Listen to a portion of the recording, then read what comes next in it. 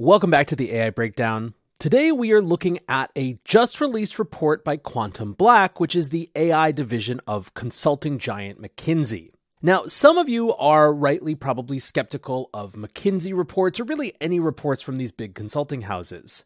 I think that's especially warranted when we're dealing with predictions, right? These firms have a tendency to overstate how big different industries are going to get or how significant big changes are because they get paid to help navigate change. At the same time, this isn't a set of predictions, this is a survey of actual behaviors, attitudes, and usage. And that I think makes it a little bit different.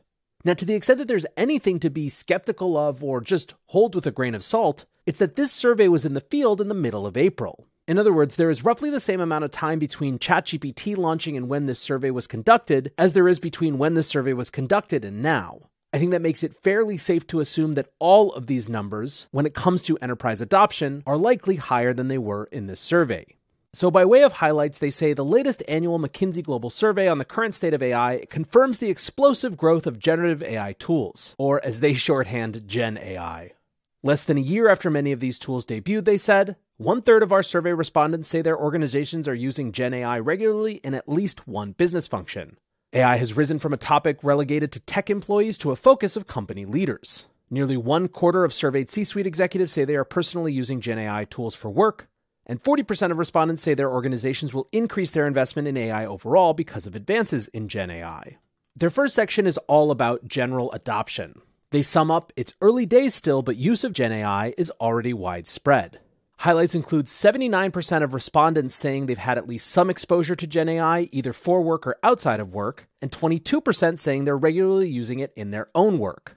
So let's look at who's already using these tools. Perhaps unsurprisingly, the industry that has the highest exposure and usage is the technology, media, and telecom space, as McKinsey defines it. Of that cohort, 14% say they're regularly using it for work, 19% say they're regularly using it for work and outside of work, 17% say they're regularly using it outside of work, and 37% said they've at least tried it once. Only 12% have no exposure or don't know. The next highest category is financial services.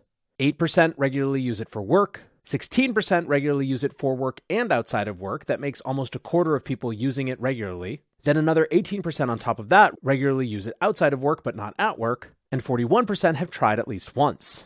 Next up include categories like business, legal, and professional services, consumer goods and retail, with healthcare, pharma, and medical products and advanced industries, whatever that means, taking up the rear.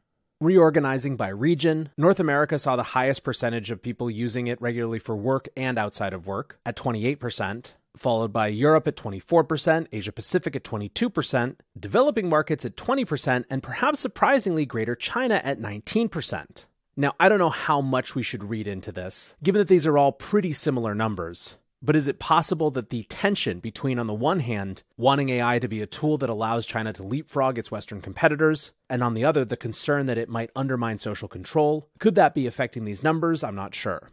There are pretty similar levels of use by C-suite executives, senior managers, and mid-level managers. And not surprisingly at all, the younger you are, the more likely you are to have used these tools or be regularly using them for work. Now, what about where in the organization these tools are being used? The most common areas are in marketing and sales, product and service development, and service operations. Again, this strikes me as right what you might expect. The percentage of respondents that say their organizations are regularly using generative AI in a given function, 14% of companies are using it regularly in marketing and sales, 13% are using it for product and or service development, 10% are using it for service operations, and from there the numbers go down significantly. 4% are using it for risk, 4% are using it for strategy and corporate finance, 3% for HR, 3% for supply chain management, and only 2% for manufacturing. Within those functions, a lot of it looks like basically what you can do with ChatGPT really well. Marketing and sales, for example, is using it to craft first drafts of text documents, summarize text documents, and support personalized marketing. Perhaps even more than how people are using it now, the survey also reflects where people anticipate it to go. McKinsey says that 3/4 of all respondents expect Gen AI to cause significant or disruptive change in the nature of their industry's competition in the next 3 years. Industries that rely most heavily on knowledge work have a double-edged sword. They're likely to see the most disruption, but they're also potentially likely to reap the most value. Now, what are reasons an organization might not be adopting it yet? The risks that organizations think are most relevant include right at the top inaccuracy at 56%, cybersecurity with 53% of organizations being concerned, intellectual property infringement at 46%, and regulatory compliance at 45%. Now, interestingly, all of those are reasons why on-premise customized solutions might be a preferred option for many companies, as opposed to the business version of ChatGPT as a for example. Of those issues, the one that organizations are most working to mitigate risk around right now is cybersecurity, with 38% of organizations working on that issue. Now, what are organizations' perceptions of the value they might get from AI?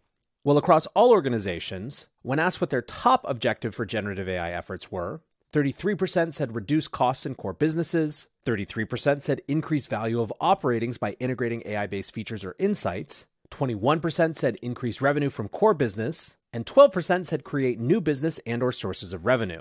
So 2/3 of all respondents say that their top priority is either reducing their core costs or increasing the value of their existing offerings.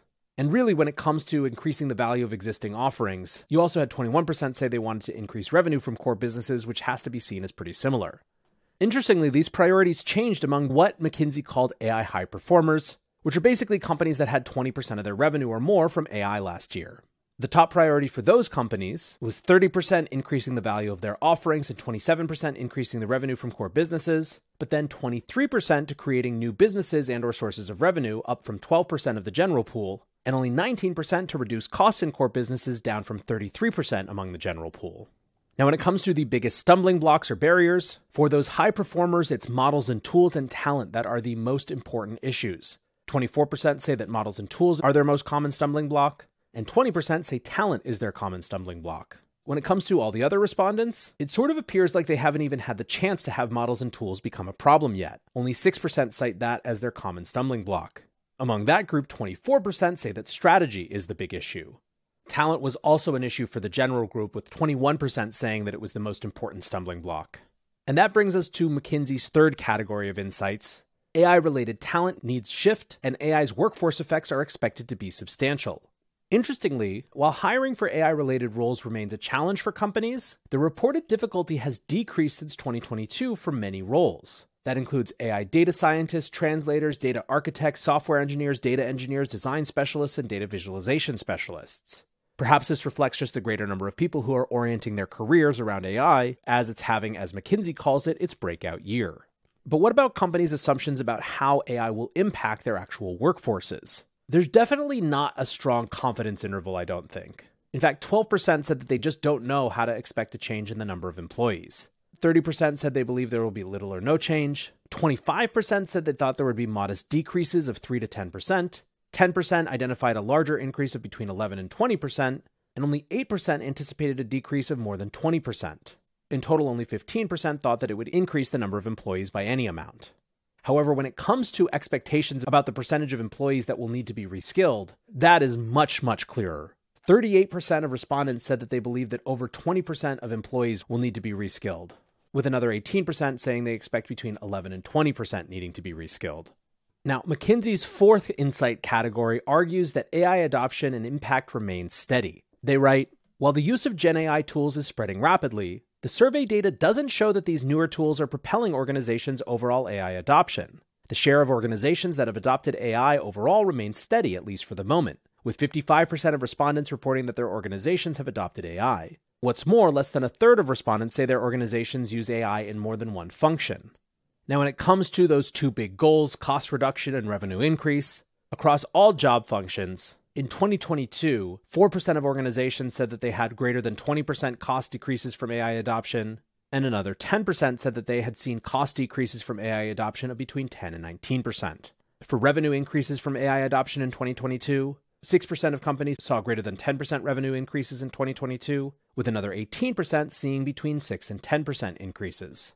Now, when it came to Twitter reactions to this research, my favorite weren't actually reactions per se, but people like Stan Gerard, who's the creator of Quiver, which I featured on the show a couple of weeks ago, using AI tools to not have to read the report at all and simply ask questions to the report.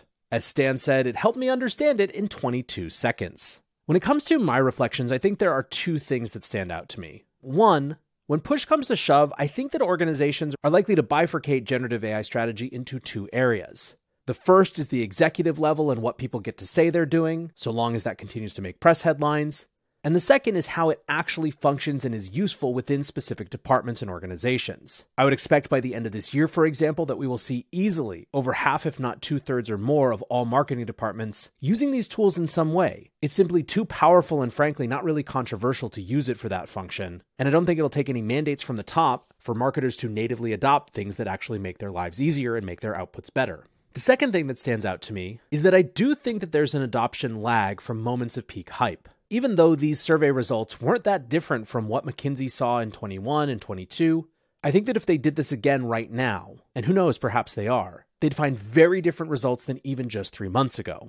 In other words, my suspicion is that April wasn't sufficiently far out from the launch of ChatGPT in the first place for this data to really capture the impact of GPT-4 level tools in the enterprise in 2023. But who knows? We'll have to wait and see. Anyways, guys, hopefully this was interesting and gave you a little bit better of a sense of how corporations and enterprises are looking at, as McKinsey calls it, Gen AI. I appreciate you listening or watching, and until next time, peace.